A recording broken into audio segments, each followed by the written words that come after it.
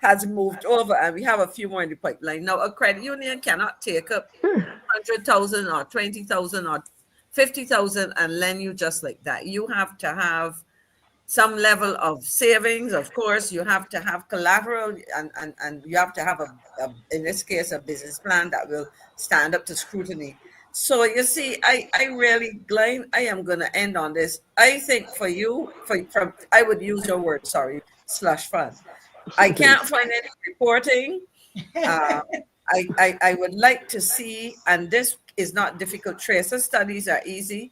People can, we watch Youth Entrepreneurship Scheme doing programs on television week after week, highlighting successful clients. Let us see something like that, which highlights successful trust loan beneficiaries. Yes, thank you so much, Miss McLean. Now there's well, coming off of this we kind of flowing tonight. So we're talking here about small business people. We want to talk about the fisher folks. So there's an article that I want us to look at. I saw this in Barbados today, and they're talking here about a shortage of ice. Now, this everybody would have heard the fisher folk. They were with opposition leader Rob Thorne as he was speaking on their behalf, and I just want to commend him for that, because a lot of times, we hear people crying out, and we don't look at them. I was so happy to see them inside an air conditioned office and not standing outside in the sun. He didn't meet them in the sun. He brought them in an office, an air-conditioned office, and that they're able to and they would have called him, because some of them in that from Oistins would know him. So then they would have reached out to him, to come and to deal with this matter for them. But in addition to that, Mr. Murray, we're seeing here that there is a shortage of ice. No, this is like, you're down into you're in a hole, and you're trying to get out, and you're clawing, right, Miss McLean, and you're trying to get out, and some mischievous person at the top start to throw back the dirt inside of it. This is what the government is doing. Here, these poor people, they fought, and they give them a little $2,000 or $3,000 that they give them, right? And that's all right. Now we're going to fish now. They're ready now. They tell them that there's a shortage caused by a major setback in the already struggling fishing industry. Because what? The machine break down. Do you hear when I say that this government this motley government has lost its way? Everything is broken down. Somebody told me, Mr. Murray, that they went to renew their license and they couldn't even get, you normally get the thing done properly. They got a letter. It was just a letter because the whole thing was it was broken down. The machine was broken down. At the Ministry of Education, where they laminate stuff, for classes, to put up in teachers' classes and do all of these large scale lamination and so on. This thing has been broken for years. I don't know if it's fixed this September, but I know all of last year the teachers tell me the thing broken down. What kind of breakdown government is this? Everything mash up, and it's not a mash up and build back. Marcia, sometimes when those breakdowns happen, especially over an extended period of time, they're subcontracted to outside sources. Yeah. And so when they are not replaced in a hurry, somebody's benefiting. The source is being outsourced out of the government, out of the ministry, and somebody is making money. But where the fish are concerned, the ice machines are supposed to be broken only at Oistins, but in Bridgetown. They just can't get ice. But when you start wrong, you end wrong. The government started wrong by sending those fishermen down to Bridgetown for safe harbor. Their goals, in other words, we will protect you safely. They took them on their word, and now they have a moral responsibility to see them through through to the end. It's really the jetty. I always say in this book, why did you take somebody $5 million and replace the jetty? But you paint up the place right, and that is you, Maxine. You talk about, Marcia talk about too about Gamma's losses where, or not all say lost its soul, and I know say lost its mind. It's it's gone. weird They are not because it thinking. has lost its soul Lo- and its mind. and it's mine. I mean, these are basic, simple things. Basic. There's always a fishing industry. So these are maintenance things, pure maintenance, and nobody. I mean, unless Mark saying it could be that money is so tight because of the IMF You can't that they repair are a not baseless able. They machine. can't release money do these basic things. The So I basic. suspect with the schools too, basic maintenance can't because the money is not there to buy the material or pay the contractors on time or have a mobilization fee. These are But practical things that are all impacted by the government. But when you have MFI, its hands around it for and it is made worse by the kind of ridiculous spending and so on. In fact, we would have on Friday, I think, the issue of interest on foreign exchange. I mean, the foreign reserves, because we are borrowing money, we're not right, utilizing it. In fact, I need to go now and look back at this whole issue of the Chinese funded project for the East Coast roads, because that has come to a standstill. But I just want to read something that was sent to me, Marcia, on Friday when we were talking about this whole Fisher Fort situation. And the WhatsApp message said, and I read it, is a reference to the Prime Minister and this whole situation. The person says, I am listening to the Marcia Week show, and I am thinking that Mia, I would say Ms. Motley, our Prime Minister, but the person said Mia, is looking to have the players in the fishing industry change, like how we have seen a change in the ownership of minibuses. The person then goes on to say they looked at boats that were definitely outside the reach of the smaller operators.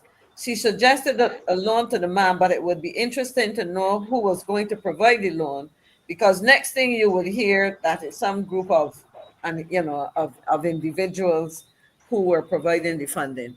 Now, they just cannot seem to get things right. They cannot seem to get things right.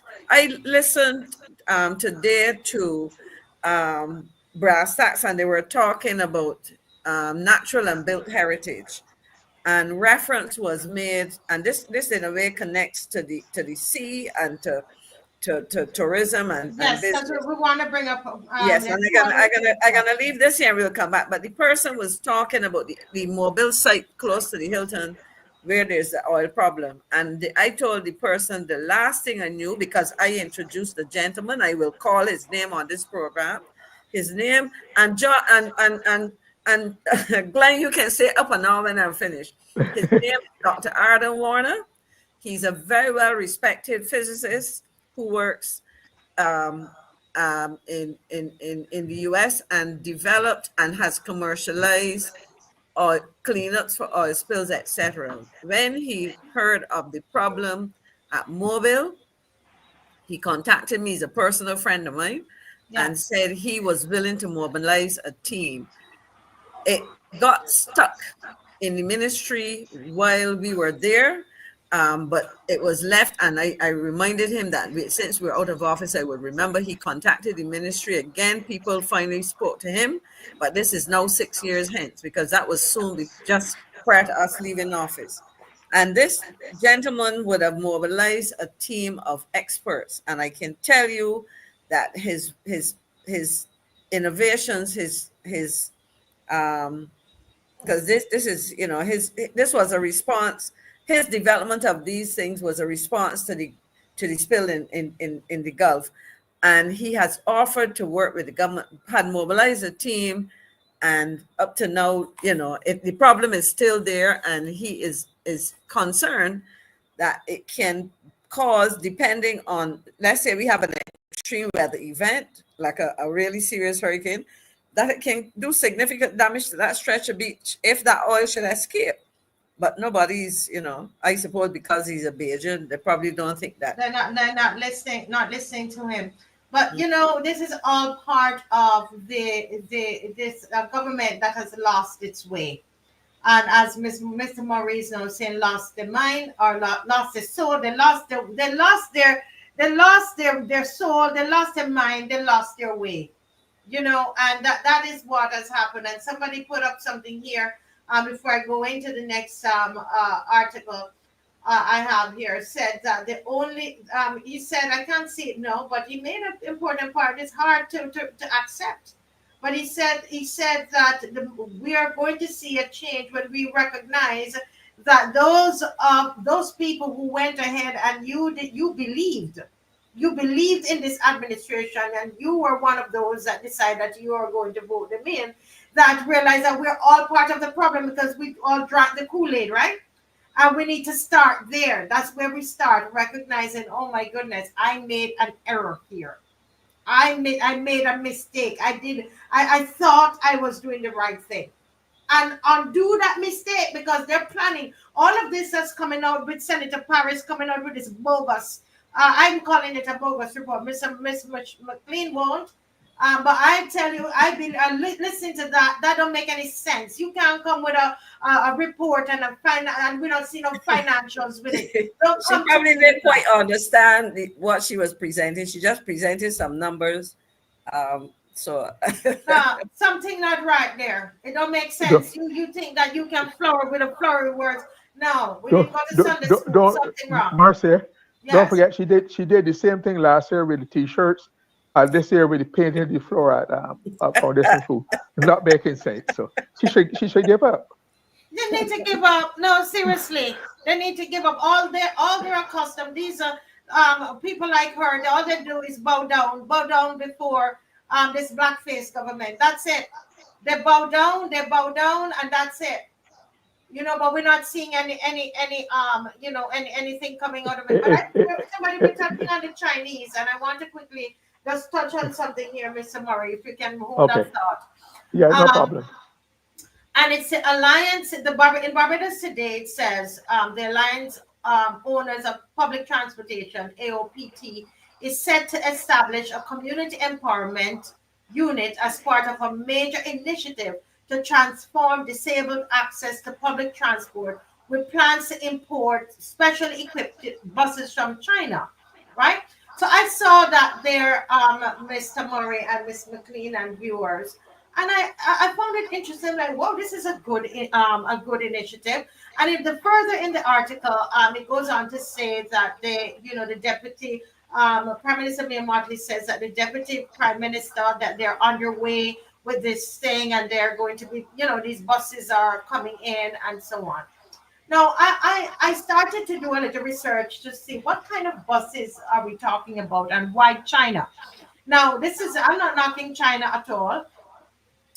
This is not I'm saying that we mustn't do any business with China, but it made me wonder why are we going to China? When I did my research, viewers and panelists, I found out that China is not, when it comes on to manufacturing these types of buses and utilizing these kinds of buses in their country, they're not even in the top 10 in the world in manufacturing or even in using these buses. Sorry, I don't have the time to go into it, but there's another article there that I wanted to show you. In fact, I have found out, because I know we've done the electric buses we've from China. We have some from China, and I found out, I don't know if it was, probably somebody might want to do some research on it, more research, that those buses, they are not of good quality. In fact, there's a whole write-up online about it, how bad the bad quality of these buses, when you compare it to buses from other other countries, etc. And I wondered to myself, why China? Is it that we're getting a loan from China to buy these buses? Now, I'm not against the disabled community and providing disabled friendly transportation for our disabled community. But you see, we had like a stronger opposition with more people and so on. These are things that they would now say, where are we getting the buses? You know, because it's taxpayers' money. How are we, you know, getting the money to get? Is it another loan, Chinese loan that we are getting? Why China? When they're not in the top tier in terms of manufacturing these buses. In fact, I mean they're not even an honorable mention. Why?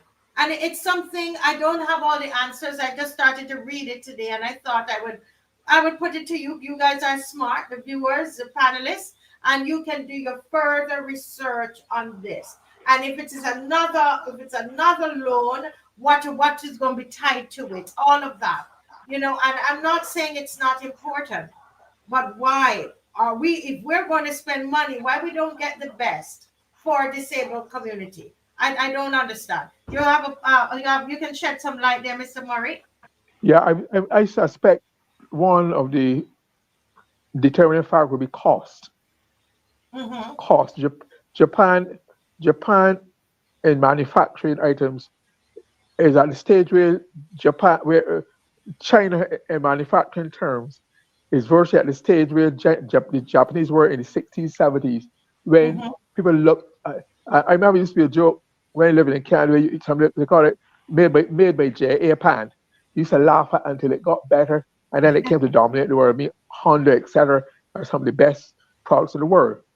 I suspect China is because it's mass produced, it's very cheap. A lot of stuff you see for crop over and partying comes out of China because it's very cheap, right? And they're probably following costs because we are in the IMF program. They have to go for the cheapest and hope for the best. I But think it's that not, is the what I think is quality is happening. not good. The quality, we just had some electric buses that just started fires, you know, to burn up. Here in Barbados, the quality, when you check on these, when you research these buses, the quality is very, very low.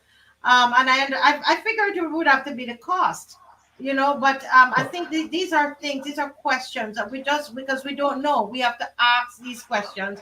Why are they And, doing that? And I'm glad that you said it's a cost. I thought so, but I still wanted people to think but, about that. but where the electric buses and these electric vehicles, we are still learning as you go along. The technology has not been as straightforward and predictable. But the batteries, where they spontaneously erupt in flames, these are things that nobody anticipated or projected. Or so we're now learning as we go along, and it's making some of the investment questionable. Right, and that's the part. The last point you're making is what I'm saying. That when you have strong opposition, when you have, you know, it's like you're going to spend money and buy something. You don't need a group of yes people around you. Already they're saying they don't have any money, and the IMF and you know, all of that. You know, have we sat down and have we, you know, thought about this thing properly? Have we done all the research that we need to do? You know. And so I'm Yeah. just raising the questions. You know, not nothing against China, but the thing is, if already I just spent probably 10 minutes and it's telling me that, you know, the quality is usually low, when it compares to the manufacturing quality of other in other countries. So it's just something to think about. I have one last comment on this question of cost and spending money. I'm told that the government is talking about, I think, Minister Chantal Moroni and also Minister Air Brown over the weekend talk about the gathering in Barbados for 2025. I understand that the government is, some people who were trying to hold some fete have told me that they were trying to get some locations to hold events in the next year. And the government is seeking to hold a free fete every weekend for next year. A free fete every weekend next year for the gathering. I think that's a free fete. They are preparing to mount. You know, where you're inviting Barbados to come back home. They're gonna have celebrations by parish. I'm glad to see they picked up on my community independent celebration format, parish by parish, the party colors, and they have celebration each parish each month. And along with that, the government's gonna be paying for sponsoring a free event, a free fete every weekend for the year. How many weekends in a year? So a few people can make real money. I know that a few artists The chosen few will do very well. Yep, yep, yeah. I find that incredible, really incredible. Yeah. You know, Nigel is saying something here, and this is where I started to go, and I'm doing, I started to look at this to Nigel, that until Barbados close themselves off from the world, look deep within, restore self confidence, and a vision of the future, we will not progress. And this is what I see through when I started to research about these buses and all the different, or all of our initiatives, we somehow feel like we have to go outside for it. And I'm looking at Traore and what he's doing there. Dave sent me a video of with Ethiopia, how they are doing lots of trading and training and export among themselves and so on. And I thought, wow, if we could just have some leaders that have that kind of vision, where we know, look at how we started the show, and a smile on our faces. Oh, it felt good to be Barbadian. Can we just kind of like bottle that up, and somehow try to see how can we dig deep into that. There's more where that is, where that came from, and begin to really make our country.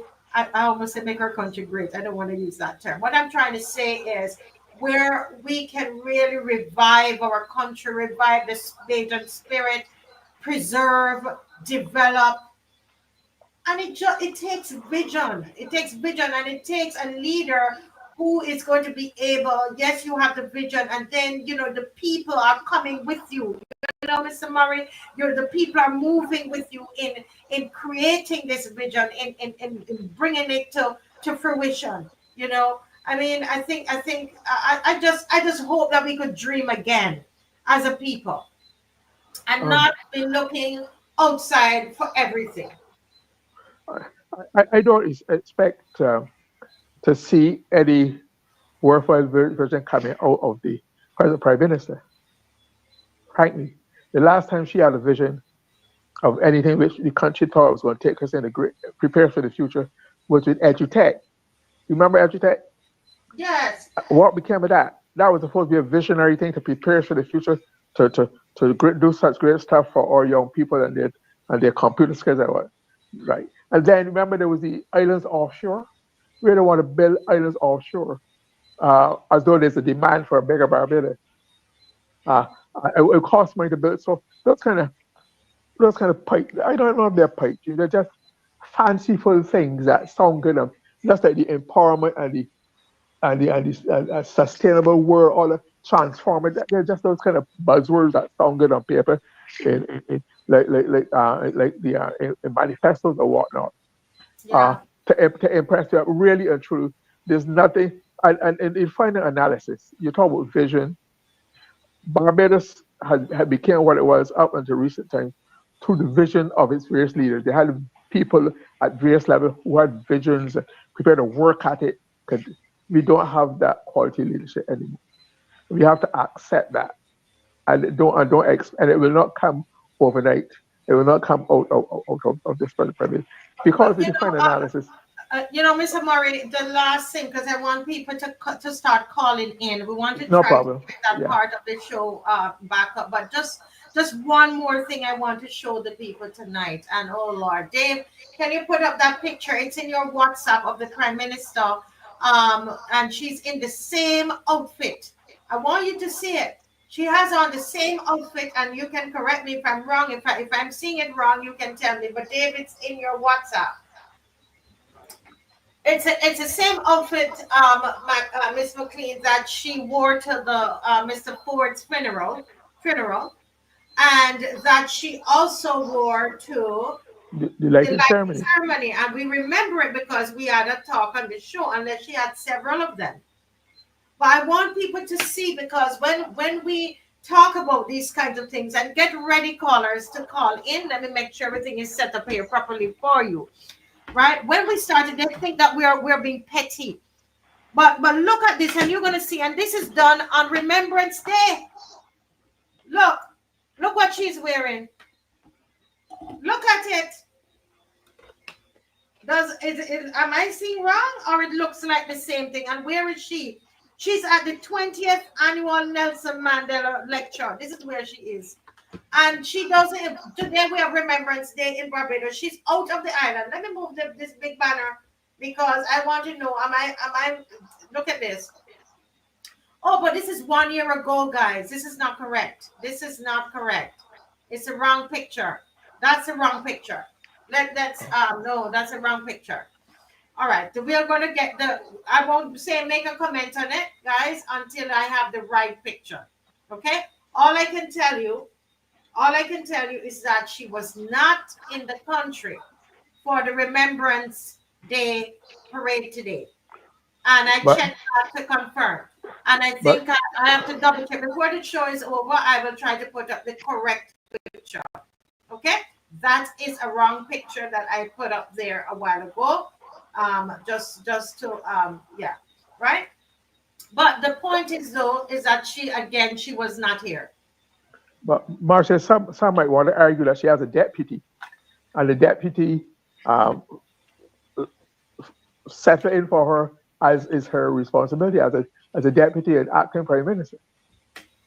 But Yes, I would say though, yeah. I would say though that you have a deputy. There's some, in some jobs there are no holiday, holiday blackout period, so to speak. In other words, that there's some things that you need to be there for, and I think that's the point that Marcy is making. That there's certain events you would expect would take priority, but we don't know where she is. I don't know, because I haven't seen any releases. And if I can answer that, if I can also say, Mr. Mara, why I brought it up as well, because I did think of that.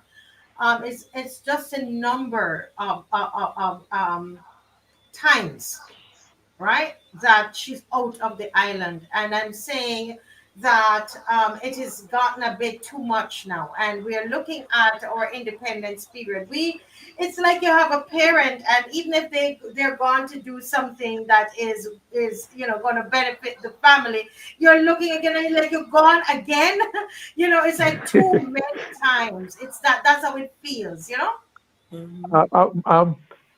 Maxine, where is the next COP taking place?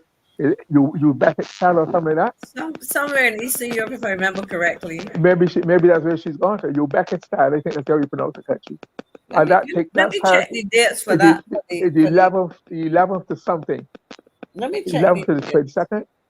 Maybe that's where she is. Maybe, let me check. And then they would say that she's going for the world stage.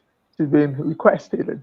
Yes, but we, as I said at the beginning, we did not vote for celebrity. We voted for prime minister. And listen, Mr. Murray, if she was staying home for a lot, and it wasn't as often, and then this one time, and she comes to the country, or not one, and it's Remembrance Day, but we have this, we will celebrate her as she goes. But no, every time we look around, she's gone.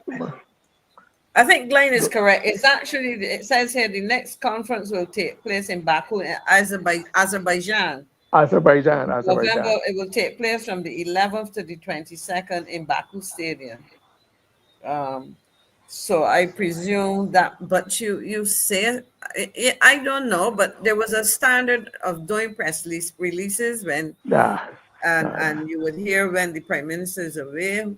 You would see the delegation. I will never forget.